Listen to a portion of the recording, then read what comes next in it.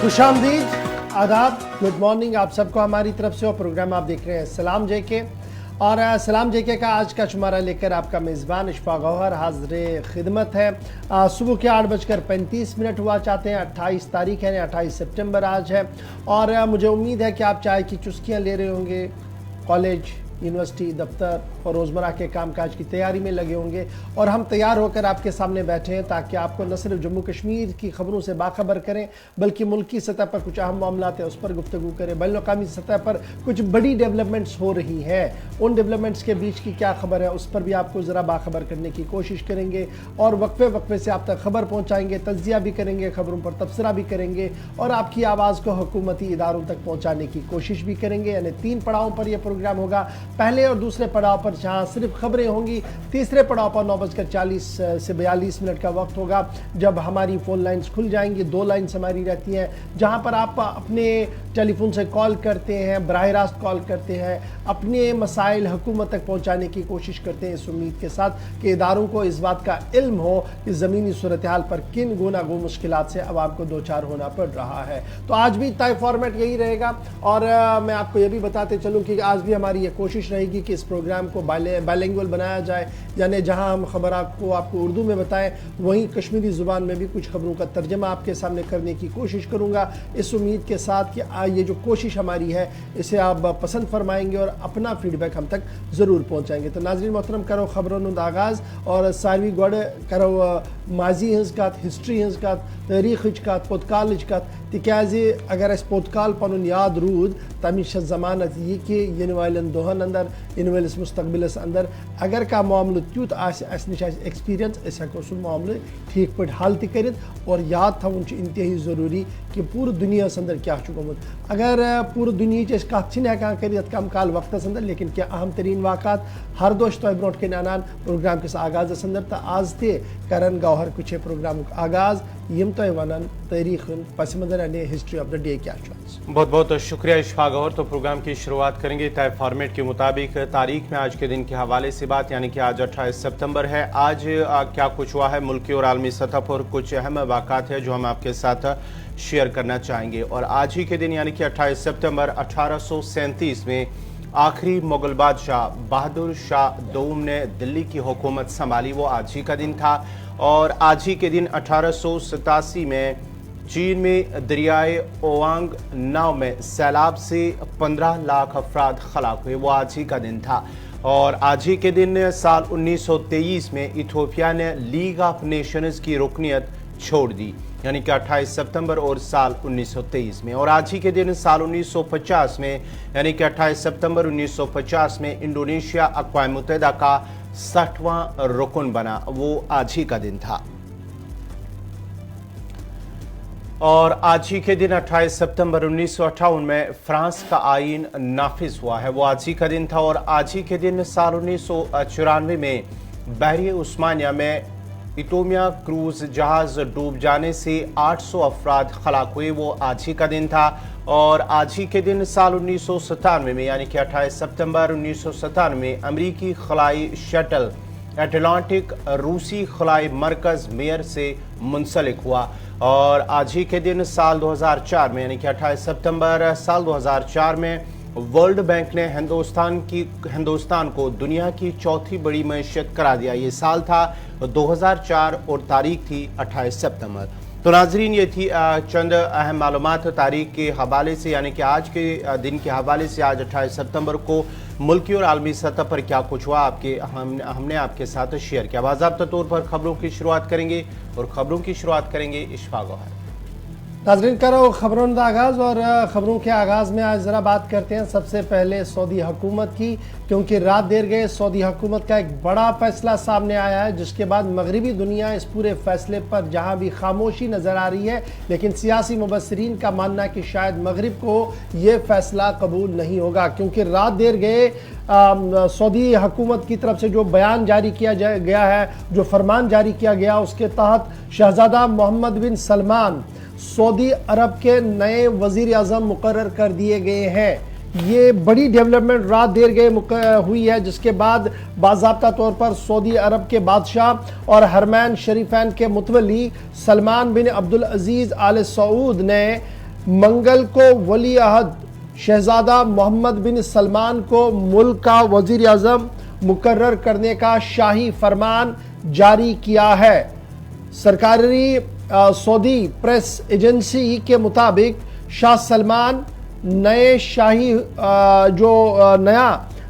शाही हुक्म जारी किया गया है। उसके मुताबिक मोहम्मद बिन सलमान सऊदी अरब के वली अहद और वजीर आजम हो गए हैं और बाज़ाब्ता तौर पर उन्होंने रात देर गए ही अपना नया मनसब ले लिया है। शाही हुक्मनामे में शहजादा खालिद बिन सलमान को बतौर वजीर दिफा तकर्री भी शामिल थी। यानी ये बात बड़ी इम्पॉर्टेंट है जी कि मोहम्मद बिन सलमान जिस तरीके से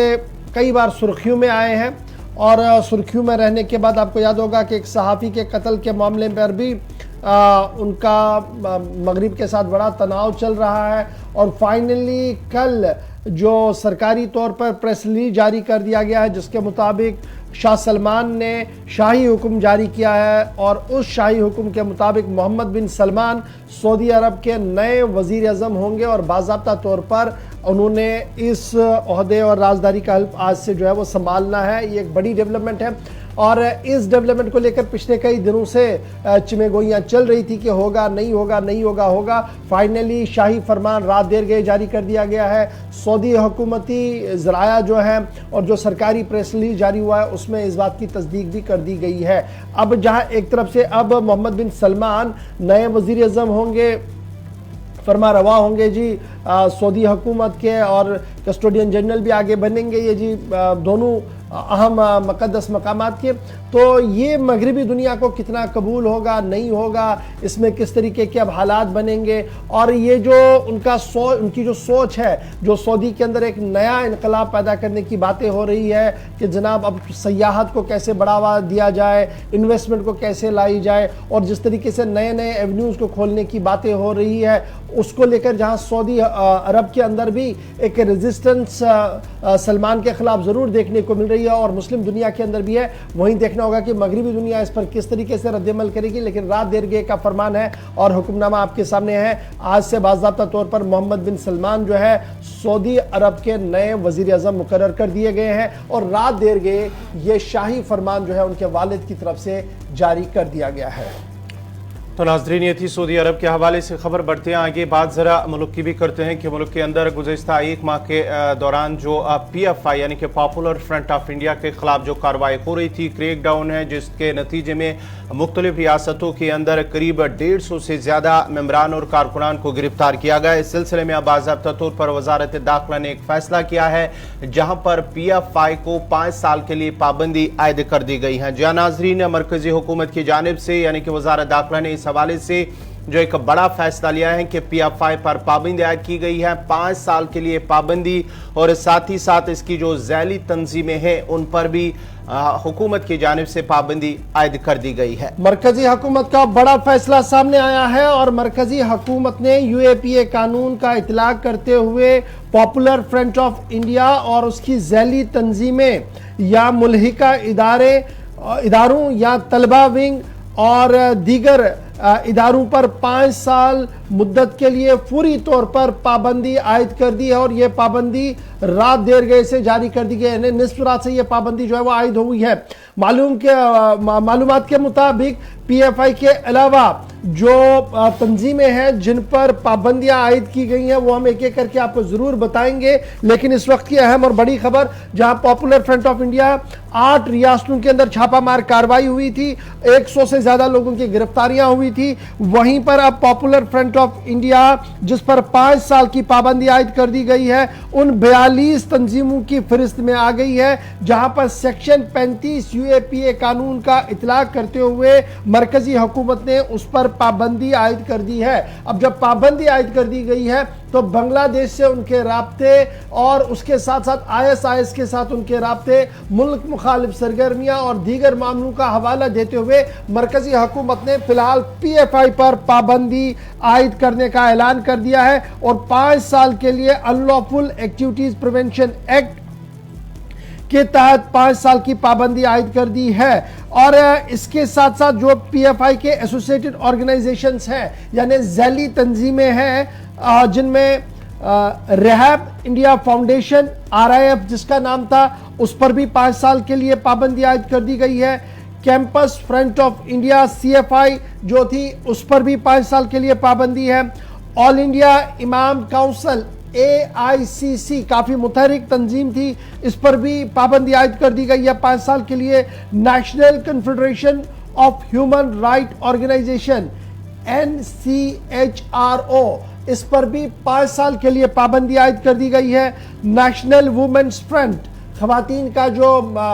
लाहिदा महाज इनका था इस पर पाबंदी आयद कर दी गई है। जूनियर फ्रंट पर पाबंदी आयद कर दी गई है। एम्पावर इंडिया फाउंडेशन और रिहैब फाउंडेशन केरला पर भी पाबंदी आयद करने का ऐलान मरकजी हुकूमत की तरफ से कर दिया गया है। जहां मरकजी हुकूमत ने रात देर गए इस पाबंदी का ऐलान किया, वहीं पर आज सुबह मुख्तलिफ मकामात पर सील किए जा रहे हैं इनके दफ्तरों को और बैंक अकाउंट्स तक भी इन्हें सील किए जाएंगे। 22 सितंबर से 27 सितंबर के दरमियान आपको याद होगा कि कौमी तहकीकाती एजेंसी ने मुल्क भर के अंदर छापामार कार्रवाइयां की। एनफोर्समेंट डायरेक्टरेट इनके साथ था, इंटेलिजेंस ब्यूरो उनके साथ थी और पीएफआई के कई दफ्तरों पर छापामारी के बाद दर्जनों लोगों की गिरफ्तारियां हुई है और गिरफ्तार शुदगान से जो चीजें मिली हैं, जो इतलात मिली हैं, उसके बाद ही मरकजी हुकूमत का यह फैसला सामने आया है कि यूएपीए कानून का इतलाक जो सेक्शन 35 है उसके तहत जो है फिलहाल पाबंदी आयद कर दी गई है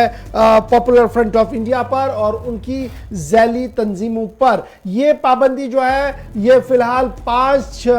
साल के लिए रहेगी और इस दौरान मौका दिया जाएगा पीएफआई को कि वो कानूनी चाराजोई कर कर अपनी बात रख सके। बहरहाल वो कितना रख पाएंगे नहीं रख पाएंगे दैट इज सेकेंडरी क्वेश्चन। फिलहाल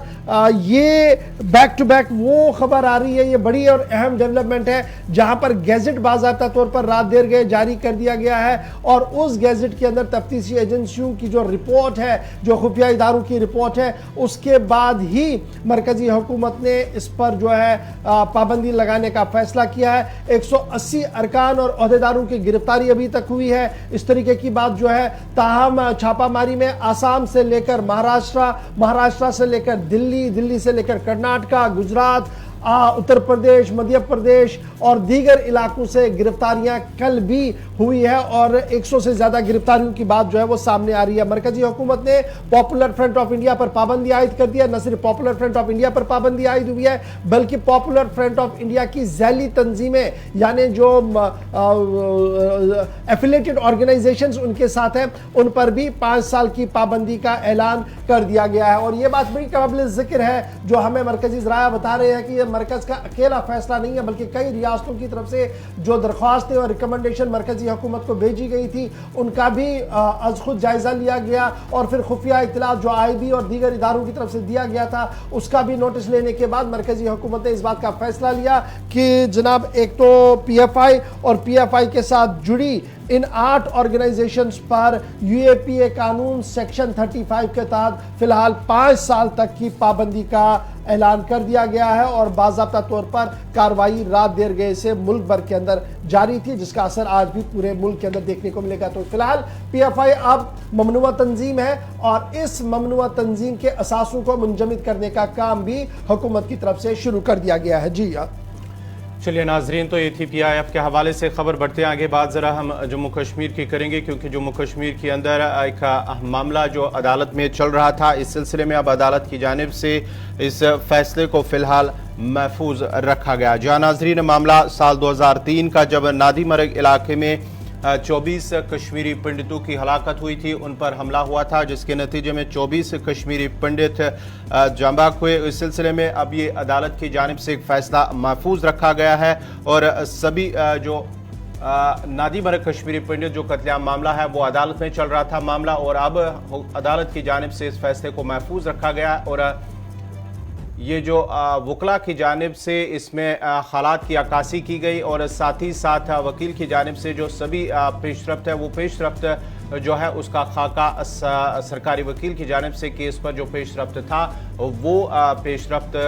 सामने रखा गया और उसके बाद ही अदालत की जानिब से अब इस पर फैसला महफूज रखा गया। बड़ी खबर इस वक्त आ रही है जम्मू कश्मीर लद्दाख हाई कोर्ट से, जहां पर रात देर गए इस मुकदमे पर दोबारा से सुनवाई हुई थी, क्योंकि दरख्वास्त जम्मू कश्मीर लद्दाख हाई कोर्ट के अंदर चली गई थी कि नदी मार्ग मैसेकर जो हुआ था, जो कत्लेआम हुआ था कश्मीरी पंडितों का सन 2003 में, जहां पर 24 लोगों का कत्ल हुआ था, इस मामले की अदालती जांच हो और जो लोग इसमें मुलविस हैं उनको वाकई सजा मिले और बाज़ाब्ता तौर पर इस इंक्वायरी प्रोसेस को आगे बढ़ाया जाए। उस पर दोबारा से जब बात हुई, दोनों तरफैन के बीच बात रखी गई है। ताहम ये बात भी सामने रखी गई कि जनाब ट्रायल कोर्ट की तरफ से जो प्रोसिक्यूशन किया गया, जब कार्रवाई आगे बढ़ाई गई तो एविडेंसेस जो वहां पर थी उनमें से सारे एविडेंसेस नहीं आए, जिसकी वजह से मामला ज्यादा आगे बढ़ नहीं बढ़ा। ताहम 13 विटनेसेस ऐसे थे जो ट्रायल कोर्ट के सामने आए और जिन्होंने अपना बयान जो है वो कलमबंद करवाया है। हाई कोर्ट ने फिलहाल नादी मार्ग मैसेकर, जहां पर 24 कश्मीरी पंडित मारे गए थे सन 2003 में, इस फैसले को महफूज रखा। मजीद कल इस जरा के अंदर और इस पूरी खबर के अंदर क्या कुछ है, इस पर जरा मजीद गुफ्तगू करेंगे। साहिल इकबाल साहब हमारे साथ श्रीनगर से हमारे नुमाइंदे ज्वाइन किए हुए हैं। साहिल, बहुत शुक्रिया जी ज्वाइन करने के लिए। नादी मार्ग कत्लेआम का मामला अगरचे बहुत पुराना है, 2003 का मामला है। ट्रायल कोर्ट जैनापुरा शुपियां के अंदर पुलिस स्टेशन के अंदर FIR भी है और ट्रायल कोर्ट के अंदर केस भी चला है, लेकिन उसके बाद हाई कोर्ट के अंदर अर्जी आई थी कि इस पर दोबारा से सुनवाई हो और उन लोगों को सजा मिले जो इसके हकदार है और बाज़ाब्ता तौर पर जो है वो कार्रवाई को आगे बढ़ाया जाए। बहरहाल खबर यह है कि फिलहाल फैसला महफूज कर दिया गया है। कब तक ये फैसला महफूज रहेगा और जरा के दौरान कौन सी ऐसी चीजें हैं जो खुलकर सामने आई हैं? बिल्कुल गौहर, आपको मैं बता दूं कि हाई कोर्ट ने नादी मार्ग कत्लेआम पर अपना फैसला जो है वो महफूज यानी रिजर्व कर लिया है। और अगर रिजर्व की हम बात करते हैं तो सिंपल अल्फाज में हम यूं कह सकते हैं कि जो जज हैं उन्होंने इसके लिए मजीद टाइम रखा है ताकि जितने भी इसके साथ जुड़े हुए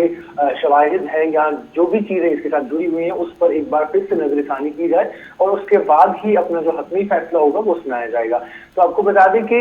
इस केस के दौरान 2003 में जो है 24 कश्मीरी पंडित जो है मारे गए थे। इस मामले की अदालत ने पिछली समाअत पर जुज़वी तौर पर जो है समाअत की थी, जब इस्तेगासे के वकील ने इस मामले पर बहस की और अब मुल्ज़मीन की तरफ से वकील था उसने भी जो है इस हवाले से बोला था और वकील को सुनने के बाद जो है जस्टिस VC कौल ने अपना फैसला जो है महफूज कर लिया है। आपको बता दें कि इस्तेगासिया ने ट्रायल कोर्ट में मजीद शवाहिद पेश करने की इस्तदा की थी। अदालत ने अगस्त में इस्तेगासिया की फौजदारी नजरसानी की दरख्वास्त को खारिज करने का हुक्म भी दिया था। मुकदमा FIR नंबर 24/203 सेक्शन इसमें जो लगाए गए थे वो 302 हैं, 450 है, 395, 307, 120B,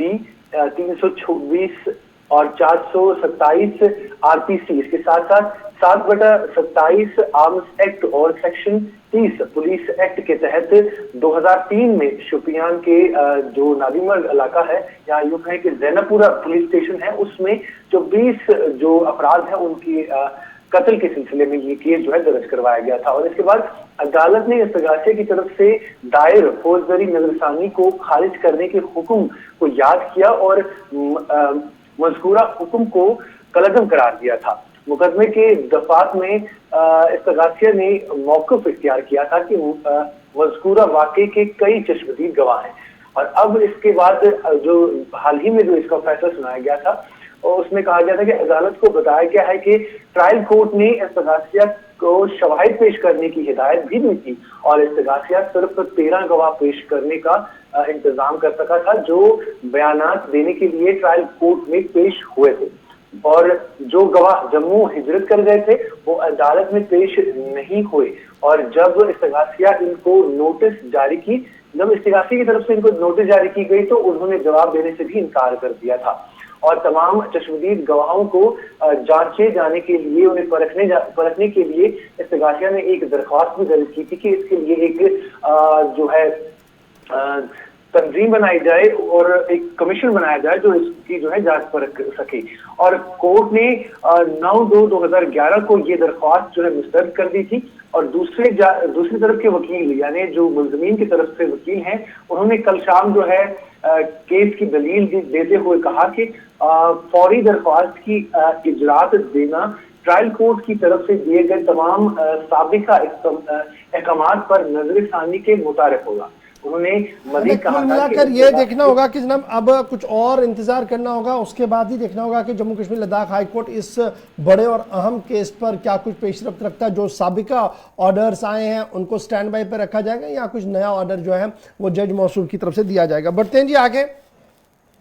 अब जरा बात करते हैं एक और अहम और बड़े मामले की, और बात करते हैं दाखिला वजीर की, अमित शाह साहब की। अमित शाह साहब का दौरा जम्मू कश्मीर थोड़ा सा तब्दील हुआ है, पोस्टपोन हुआ है, लेकिन दौरा जम्मू कश्मीर से पहले वजीर दाखिला साहब का एक बड़ा बयान सामने आया है और दावा पेश किया गया कि 5 अगस्त 2019 के बाद जम्मू कश्मीर के हालात में काफ़ी ज़्यादा बेहतरी आई। 75 सालों के बाद सबसे ज़्यादा सयाह जम्मू कश्मीर का रुख कर चुके हैं और अगले 6 माह में 20,000 करोड़ रुपए की सरमायाकारी की उम्मीद भी लगाई जा रही है। दाखिला वजीर का दौरा अभी होना बाकी है, लेकिन उससे पहले उनका बड़ा बयान जम्मू कश्मीर को लेकर आया है, जिसमें पहला दावा यह है कि 5 अगस्त 2019 के बाद हालात बेहतरी के साथ बदल रहे हैं। 75 सालों में सबसे ज्यादा सयाह इन दिनों में आए हैं। अगले 6 माह में 20,000 करोड़ रुपए की सरमायाकारी होगी। इतना ही नहीं बल्कि अब बैरूनी रियासत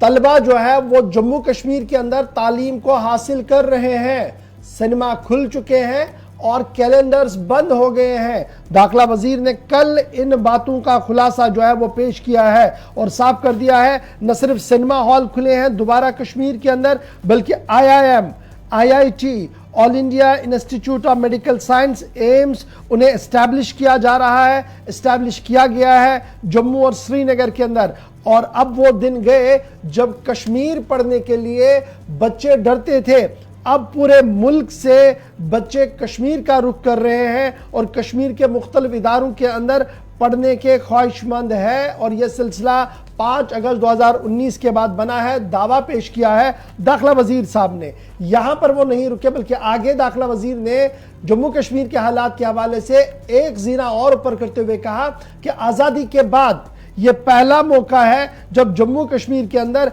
इतने बड़े पैमाने पर सयाहों ने दस्तक दी हो, डिस्पाइट द फैक्ट कि कोविड रेस्ट्रिक्शंस थी। और जो ही कोविड रेस्ट्रिक्शंस खुली तो पूरे मुल्क से सयाहों ने जम्मू कश्मीर का रुख किया। और जब इंटरनेशनल परवाजें आना शुरू हुई तो अब इंटरनेशनल सयाहों ने भी वादी कश्मीर की ओर रुख करना शुरू किया है। और बकौल वजीर दाखिला साहब, ये आज़ादी के 75 साल में पहली बार इतने बड़े पैमाने पर सयाहों को देखा गया है। एब्रोगेशन ऑफ आर्टिकल 370 जो कॉन्स्टिट्यूशन ऑफ इंडिया का है, उसके बाद एक और दावा यह भी है कि मिलिटेंसी रिलेटेड इंसिडेंट्स जितने भी होते थे उनमें नुमाया कमी आई है।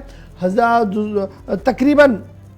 मिलिटेंसी जो लोकल मिलिटेंट्स थे उनका नेटवर्क ख़त्म किया गया है, अक्रॉस द बॉर्डर फंडिंग का निज़ाम ख़त्म किया गया है। और जो ब्लड बाथ कश्मीर के अंदर चल रहा था, स्टोन पेल्टिंग चल रही थी, उसमें वाजिया फ़र्क जो है वो साफ नज़र आ रहा है। दाखिला वजीर साहब जब इन्वेस्टमेंट की बात कर रहे थे तो उन्होंने इस बात की वजाहत की कि सन 2019 तक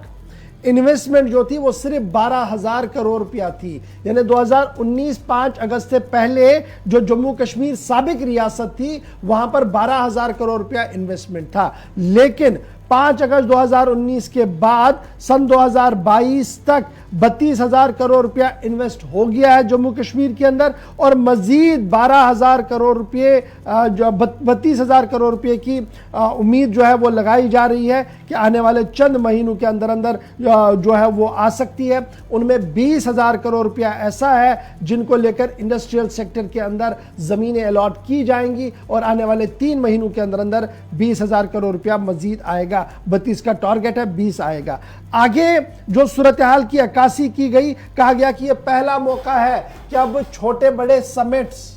कॉन्फ्रेंसेस जम्मू और कश्मीर के अंदर हो रहे हैं, जो इस बात की अक्कासी है कि अब मुल्क की ब्यूरोक्रेसी हो, मुल्क का एस्टैब्लिशमेंट हो, मुल्क के सयाह हो, वो जम्मू कश्मीर जाकर खुद को महफूज तस्वुर करते हैं। इसी वजह से इस तरीके की सरगर्मियां जो है वो हो रही है। अब ये बातें कब उन्होंने बताई? उनका दौरा जम्मू कश्मीर है, और दौरा जम्मू कश्मीर से पहले जिस तरीके का खाका उन्होंने जम्मू कश्मीर के हवाले से खींचा है दिल्ली के अंदर, इसकी अक्कासी कितनी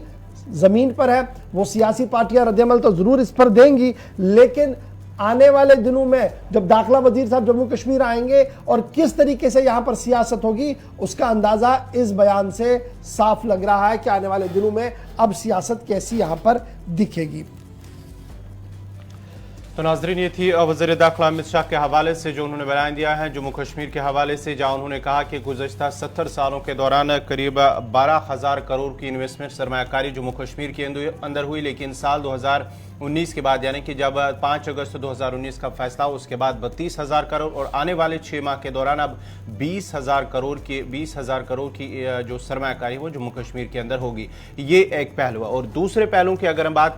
करेंगे ट्रॉमा अस्पतालों की, क्योंकि LG इंतजामिया की जानिब से जब एक यकीन दहानी की गई है कि वादी कश्मीर खास जम्मू कश्मीर के अंदर जो ट्रामा अस्पताल उनका क़याम अमल में लाया जाएगा, क्योंकि जो एक्सीडेंट प्रोन एरियाज़ हैं उनके नज़दीक ट्रामा सेंटर्स कायम किए जाएंगे। लेकिन साल 2021 के बाद जब उन्होंने एक आला सतही मीटिंग के बाद ही उन्होंने जो महकमा हालत है उनके अफसरान को ये हिदायत दी कि ट्रामा अस्पताल का क़याम अमल में लाया जाए, लेकिन अभी तक जो है उनमें कहीं ना कहीं लैतुलैल से काम किया जा रहा है और ट्रामा सेंटरों के क़याम का मामला अभी भी इल्तिवा में है और इंतज़ामी सतह पर इस हवाले से कोई संजीदा कदम नहीं उठाया जा रहा है। क्योंकि साल 2011 के दौरान जब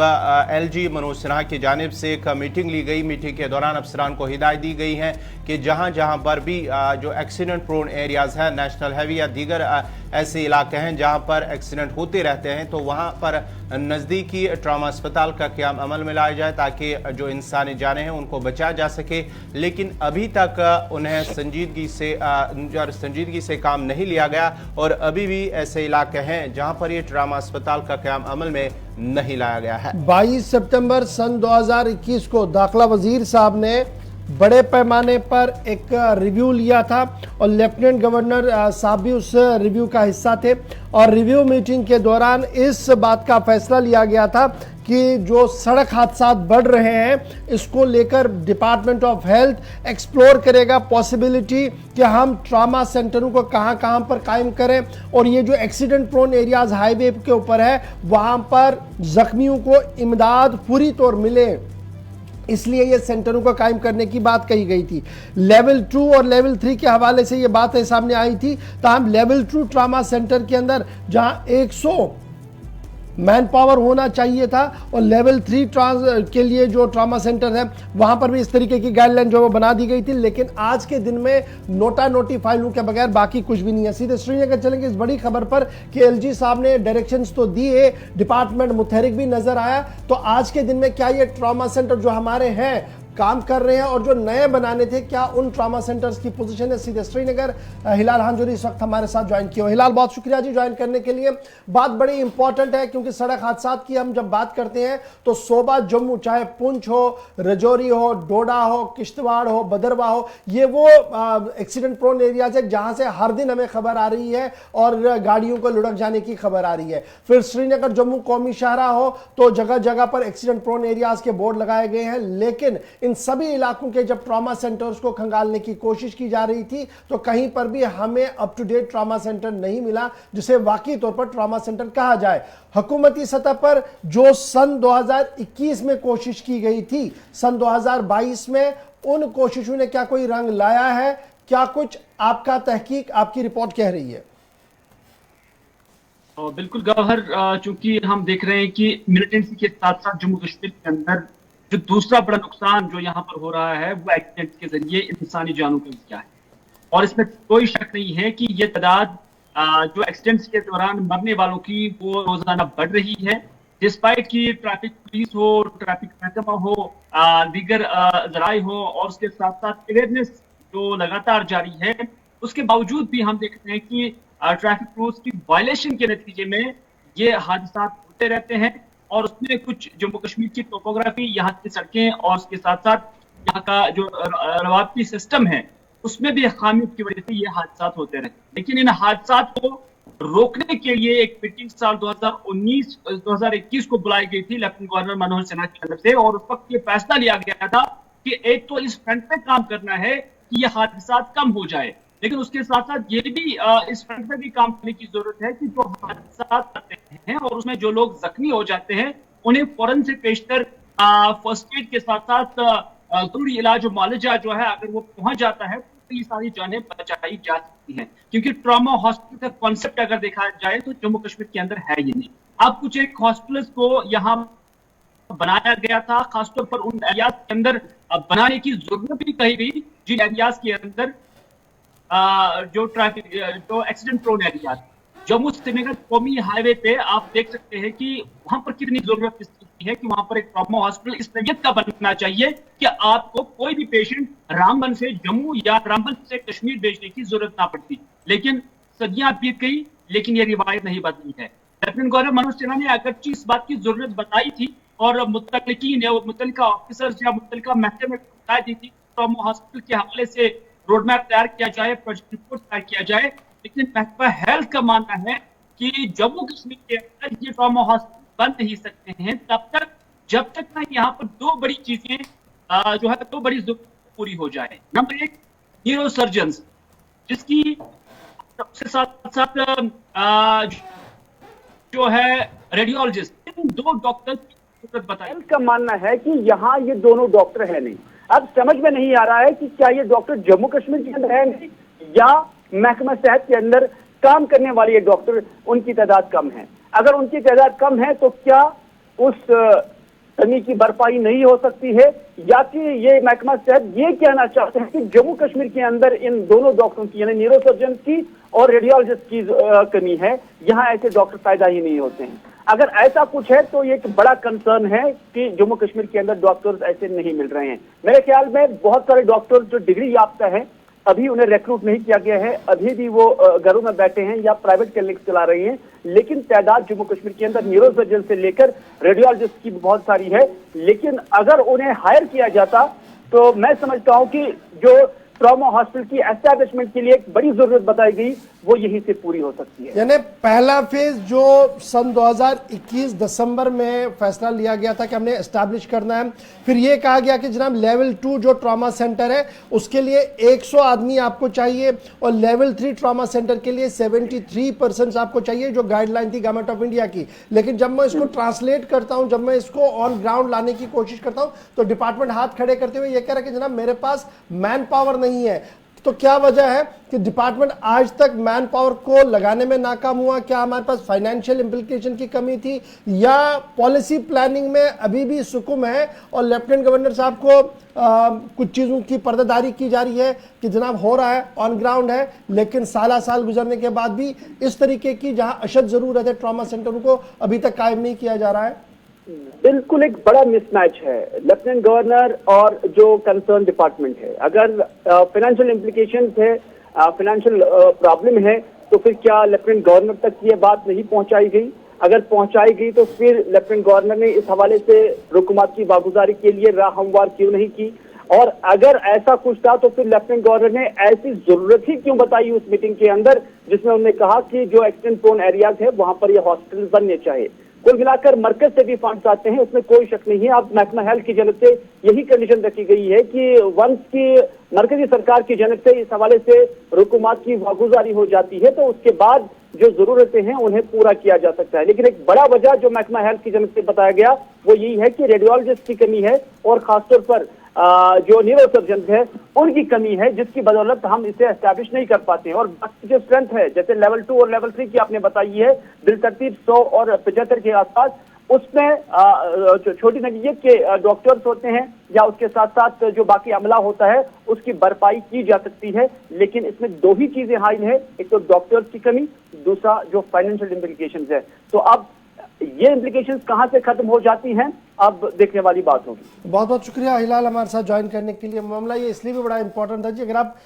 रवा महीने को देखेंगे तो पुंछ से भी खबर आई, रजौरी से भी खबर आई, किश्तवाड़ से भी खबर आई, डोडा से भी खबर आई और श्रीनगर जम्मू नेशनल हाईवे, सिर्फ जम्मू प्रोविंस की बात कर रहा हूं। तो ये वो एक्सीडेंट प्रोन एरियाज है जहां से सबसे ज्यादा एक्सीडेंट हो रहे हैं और इन एरियाज के अंदर रेड लाइन खींची थी सरकार ने खुद कि हमने जी ट्रॉमा सेंटर्स को एस्टैब्लिश करना है। मेरे जो जराया है हेल्थ डिपार्टमेंट को वो ये बता रहे कि हमने जो सरकार को बताया था जनाब जो एग्जिस्टिंग अस्पताल है वहां पर जो मैन पावर है उसको और ज्यादा स्ट्रेंथन किया जाए और वहां पर बनाया जाए। न वो हुआ न ये हुआ और लेफ्टिनेंट गवर्नर साहब ने जो मीटिंग ली थी शायद उन तक सही सूरत हाल को पहुंचाया ही नहीं गया। छोटा सा ब्रेक होगा जी, ब्रेक के बाद एक और